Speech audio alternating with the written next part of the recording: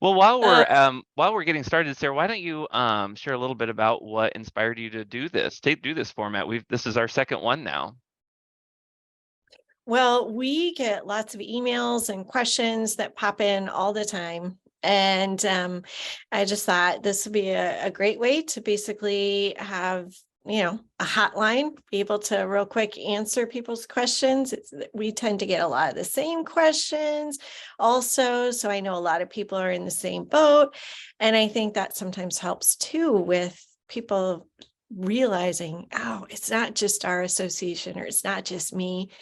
And we can learn something and be in community together. So yeah, this has been fun.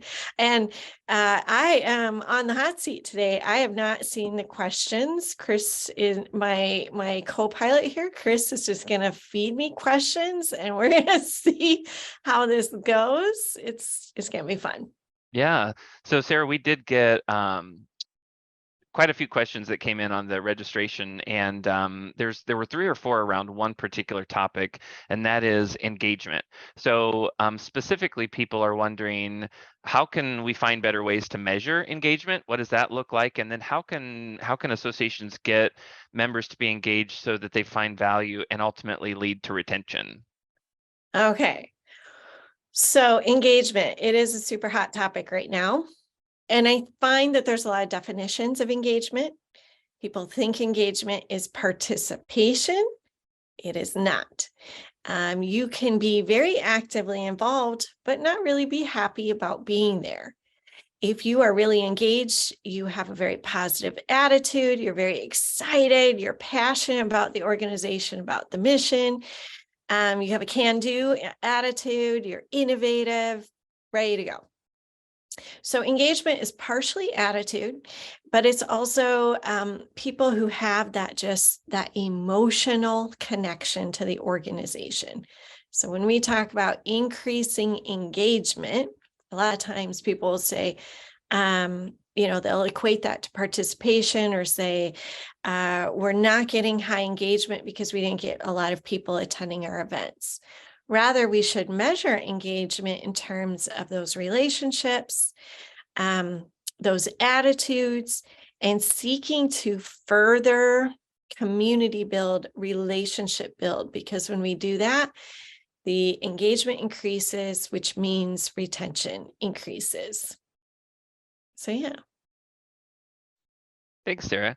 And I just wanted to remind people, if you have questions, again, Sarah is in the hot seat. So if you have questions, feel free to add those to the chat and we'll make sure those are answered live. Still thinking about engagement. I assume this is from international association headquartered in the US. We had one person ask about engaging international members they have within their membership. Any insights there? Oh my gosh, I love this question. I was just talking with a client about this morning, in fact, because they have global membership. But when we went in and did survey work and research, we found that actually the people in other countries were really feeling slighted. They felt that there weren't opportunities to readily engage. There weren't as many programs, that the organization was really US centric. Obviously, since pandemic, we're more global. There's more opportunities to engage a larger audience. And we find that there's shared interests and needs worldwide and tremendous opportunities for associations to grow. But don't grow globally until you are certain that you can serve that global marketplace. Make sure that you have the programs, the conferences, the products, the systems in place in their own backyard, as well as virtually, so that there's constant access to the association, regardless of where they live. And I think this is going to continue to become a real trend in associations, partially because of technology, partially because of pandemic.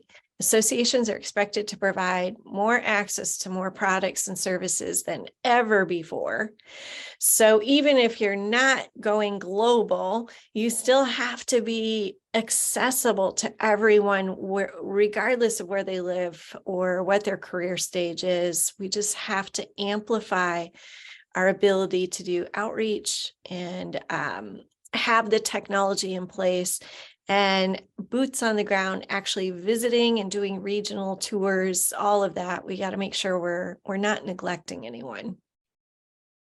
So you mentioned associations providing products and services. One person actually wrote in when registering, said, did your global study, the global membership health study, include any questions or insights on popular member benefits? If so, what did you find? We did not ask about popular member benefits on the global survey, but I will say this, we did ask about what people want from their membership experiences. And what people want now more than ever is opportunities basically to learn, lead, make a difference. So, and that's people of all ages and career stages. So there's a real push against hierarchical models. Young people want the opportunity to be in governance, to volunteer and acquire leadership skills, as well as be in leadership roles. There's a real desire to learn. And a big piece of that is professional development. We're seeing so many changing career skill sets and demands. And so members are saying, I gotta learn a lot to keep up with changing, whether that's soft skills or whether that's actually technical skills they need to learn. And they want to make a difference. And part of that ties back to that desire to volunteer, but they also want to be tied to association mission and making sure that when they join, they understand that they're part of something that's doing a greater good, either in a community or a profession or an industry. That's incredible, Sarah. Thank you for sharing that. I think I wasn't going to do this question next. It's a question that came in that I sort of I wasn't sure that it would apply to everyone, but what you're talking about really makes sense here, and that is the couple questions specifically on how to support chapters, because there are federations and groups, associations out there with volunteer leaders at the local level.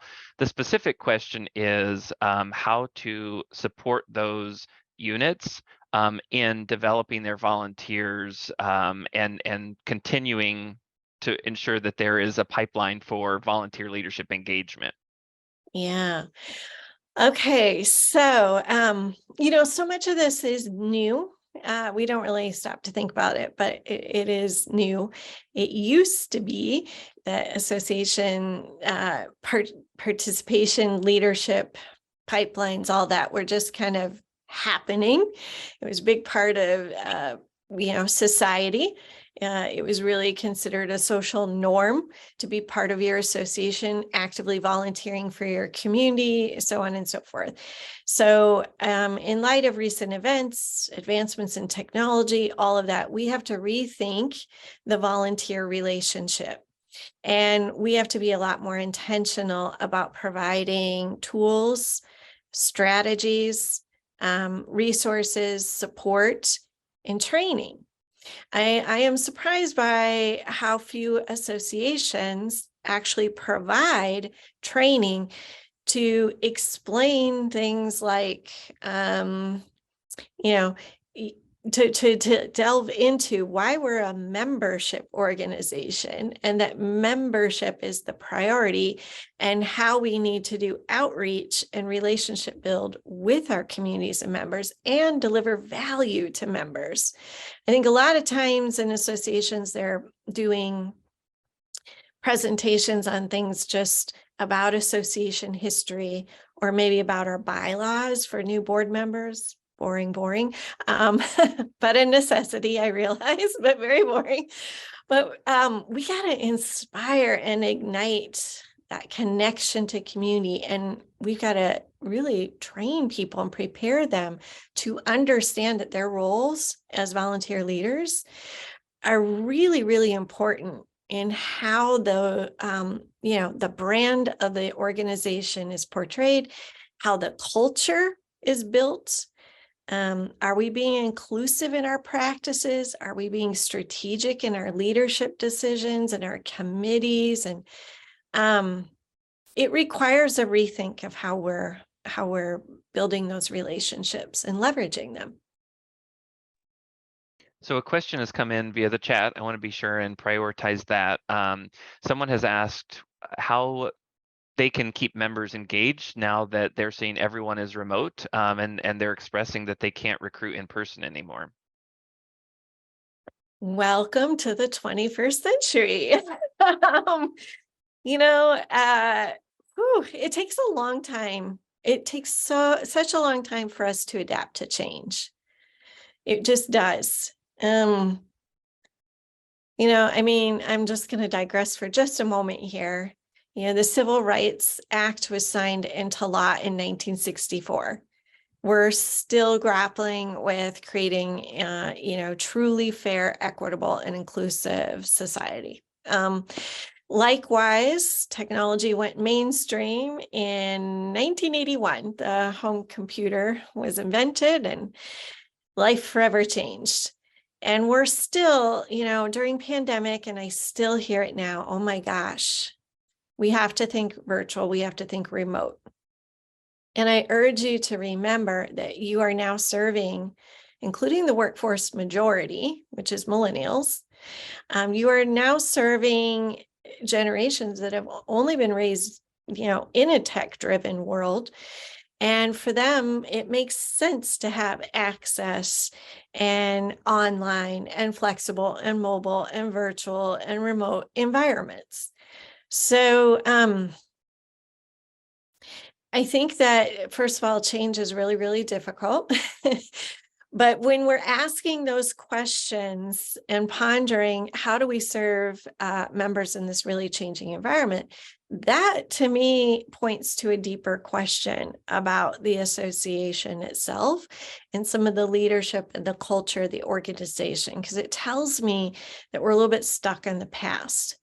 And there's so many opportunities. You have a way bigger platform now, way bigger opportunity to reach a lot more people, and probably considerably more effectively in your relationship building with the addition of technology. So I would urge you to think about, how do you embrace change? I would urge you to pull together a think tank of young professionals, students, and youth, and start brainstorming, innovating, co-creating the future for your organization. So we've gotten a couple additional questions that have come in, and I want to just tell everyone, Sarah doesn't know this, but we're going to hit Sarah with a pretty big doozy question at the end, so you want to hang around for that. I'm not sure. If the tech didn't, stress us out enough. No, it's a fun one. It's a fun one. So Okay. let's think about committees and board members again. So someone has written in, there are so many volunteers, so many committees, people all over the place. They're really looking for ways to train new volunteers and chairs. They have a ton of documents volunteers aren't reading. They're asking maybe small video clips. And then someone else had written in asking about how to get committees and board members to help with events and membership recruitment. So I think we're kind of in similar space here. Any insights there? Yeah. So absolutely. So there were a few things there. I think, absolutely. As I was just saying, the way we like to be informed and educated, it's changing. And side note, for individuals born who are under the age of 25, there's now research to prove their brains have developed differently. So high visual learners, which is also going to call into question how we inform and educate and train people going forward. But anyway, we are becoming way more tech adept. We like the visual. We like things short, and we like to have Quite frankly, in this era of disruption, we're seeing humanity as a whole likes a quick win. We want to feel successful. We want to do something meaningful and important without it requiring a ton of effort. And that's just to say that we've become a more streamlined, nimble society, not that we're getting lazy. So I think when you can create little videos, when you can have members talk to other members, like not all the videos, all the trainings and things should be from staff. Think about the member to member community building, bring in some new voices. And yes, bite-sized pieces, but also think about your volunteering as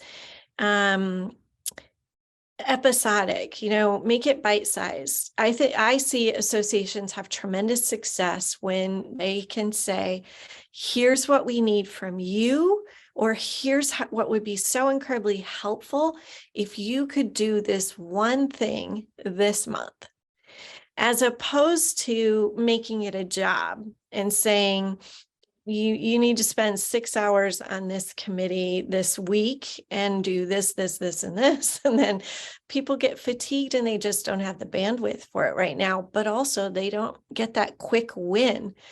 We're evolving as humans. We need those dopamine shots. We need to feel successful. So make it easy for people. Make it inspiring. It shouldn't be dull, boring, overwhelming. Ignite some enthusiasm in people. Yeah. I can see how it would be, how it could be a tricky balance, though, making sure I always like to know what's expected of me, but I don't want it to feel overwhelming, right? Yeah. Right. Exactly. So Sarah, you're known in associations for your generational thought leadership, and we had 2 very specific questions come in on the registration about that. One of them was, how can we attract and engage new members in the age category 30 to 40s? Very specific. Yeah, that is specific. And that is an interesting age category, because to geek out for just a moment, there are some differences in between what a 30-year-old's going to want and what a 40-year-old's going to want. Those are different generations you're talking about. Generation X, just very, very high level to engage them. Their Xers tend to be in the sandwich generation. We see it time and again, very little time to dedicate in their 40s. They're focused on career development. So things like career skills, advancement, they're looking for leadership opportunities, as I was mentioning earlier, very key, but it's got to be really turnkey for them. 30 somethings are more in that millennial category, and they like a lot more via technology, starting families, getting married, all that jazz. But so they too have some time constraints, but we're finding that with the right recipe, millennials will spend a lot of time engaging if they understand the return on investment and the value, and it answers what's in it for me. So that gets back kind of to that desire to learn something, to lead something, and to make a difference. But I'm curious, Chris, I'm going to turn around and say, what do you think? Because you fall into the younger category. Oh gosh. I didn't know I'd be put on the spot today, Sarah. Yeah, I think for me it is about making a difference. That's the biggest. I think it's we see associations as mission based and we want to be a part of it. I think we want the relationships. We want to be around people who inspire us, who help us think differently, who are in similar lines of work but maybe do a job differently. I personally know I enjoy my professional memberships for those reasons. Yeah. So one other quick note, people in their 40s tend to be really driven by trust. It's very important that the organization's transparent. Trust is really, really important. We find that, and again, this is macro trends. This is not every single person, and you should do the research for yourself. And then we find people in their 30s are really driven by mission, as well as an opportunity to collaborate and be in community with one another. So, a couple final notes on that. Sarah, we had a great question come in. Before we move on, I actually want to ask everyone in attendance, sort of doing a little bit of crowdsourcing actually here from the community that's on with us live. Someone has asked a question about apps that they recommend for members. They say they know different apps that help them with their to-do lists and provide resources. They think it would be really cool to have an app that coincides with website resources for them. So if anyone has any examples to share, I would certainly invite those in. Really appreciate those. Sarah, the second generational question that came in was about students and graduate applications. So the way I'm reading the question, their student membership is actually free, but they're not getting as many people sign up for it as they thought, and they'd like suggestions on how to best market their association. Free is not a ticket to engagement. Free is just free. If we're doing something discounted or free, you still need to put in the work to build the relationships. And when I say build relationships, that means really, really creating room for those individuals to actively participate and contribute in the organization. All too often, I see that associations will say, gosh, we're doing all this, we're providing all this free stuff to young people. But when young people raise their hands and say, I want to volunteer, or I want to do this, or what about this? The door is shut on them. It's almost like putting young people into, you're in childcare over there, or you're in day camp over there, and the adults are going to be over here. We can't have that segmentation anymore. It's got to be community for all. Yeah, at our family Thanksgiving, we still have the kiddie table, right? Yeah. And that's where where they hang out. So we've got Good. 6 minutes left. I'm gonna go ahead and dive into the doozy, and then if we get additional questions in, Okay. we'll bring those in. But we actually had this question twice. So I think there's some big fear out there, some big fears out there that we need to address head on. The question is, how should we prepare our organization and our members for a recession? What does that look like? Oh, okay. Bum, bum, bum. Okay, that is a doozy. Here's what I would say about recession or any quote unquote crisis. If you are doing your job well as an association, membership should go up. And that might sound a little bit counterintuitive, but research continues to show that people will join an association when that association is helping them solve their problems, and they will renew when that organization is solving their problems, or they believe it's making an honest to God effort at solving those problems, and they feel connected to the organization. They have that engagement, that emotional connection. So don't be afraid of recession. Use this opportunity to streamline your services and deliverables, to do a lot of community outreach, to really get to know your target market. Take that time to be doing regular polls and surveys, doing coffee chats and think tanks, and innovate and just be present in their lives, number one. And number two, respond to what it is that they're challenged with. That's whatever it is that's keeping them up at night. Be responsive rather than saying, we'll introduce that or address that later. Make it a priority so that they see that you're taking action. You're really listening to them, and you're creating a place where they feel taken care of. They feel they can trust, and they feel like they're part of the community.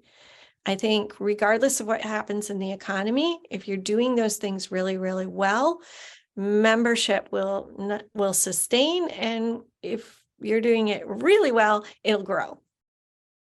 So we've got a few minutes left here. Thank you for answering that question. Speaking of doing it really well, we actually had 3 different questions come in, all sort of around the same topic, and that is communicating and demonstrating the value of membership. And people are seeking what are innovative, creative ways to do that. What's a silver bullet? What can I implement tomorrow that's going to help me communicate the value of membership? Holy Toledo. Okay, so that's a big topic. I'm going to try to answer it really fast. Value, value, value. As I just mentioned, it's showing that you are solving your members' problems. So some creative ways to do that, and I would urge you to be creative and make it really visible. So we talked about videos. You can do little video shorts. This is what we are doing for you now. This is how your membership's working for you. You can do that through your fan base. So stakeholders, people are really passionate about the association. Talk to them and have them do little video shorts about how this is how memberships made a difference in my life. You can do a dashboard, like a graphic that you post on your website or in your newsletter showing, here's how we're investing in you as members right now. These are our key deliverables. And you could also do a membership calculator. Here are all the things you get as part of your member package, your benefits. Here's what our members say each of these things would cost individually if purchased a la carte one by one. So then you can compare and contrast and show the value of membership. There are many, many, many ways to communicate value. And I feel like I could talk a lot about that.